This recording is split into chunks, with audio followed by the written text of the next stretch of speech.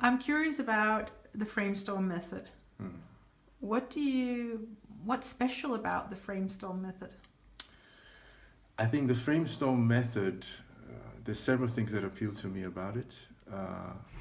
One of the things is its simplicity, that it makes something that psychologists and cognitive therapists have been using for a while. It makes it very accessible to just Joe Average out there, and it has some steps, some specific steps that can help the person come through.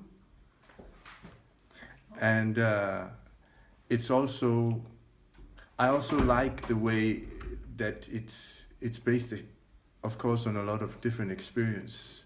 And one of the things that I think is significant is that many times, if you don't push through when you're trying to help someone with a reframing, you end up with 3, 4, or 5 reframes, and that doesn't always catch a hold. If you're lucky in those 3, 4, 5 reframes, you can hit the one that really gives insight, or the one that really creates change, but not always. I think the more reframes you do, the more chance you have of hitting one that's a powerful reframe that really achieves something.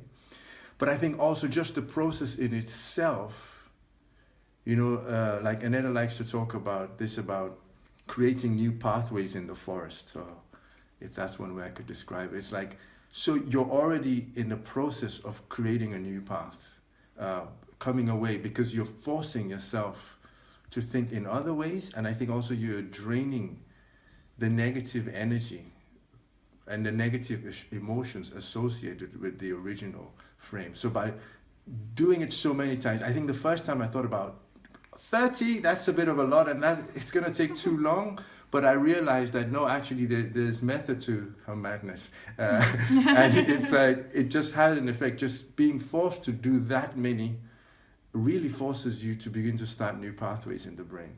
During this course, we've reframed up to 50, 60, 70 times. Yeah. During one Framestorm only. Yeah. So that's quite a significant number. It is, and that in itself is challenging. When you sit there and you think, actually, I'm stuck in these 2 or 3 ways of interpreting a situation, but actually there's 70, for example, I remember the first one we did yesterday was 47. 47 other ways to think about this situation.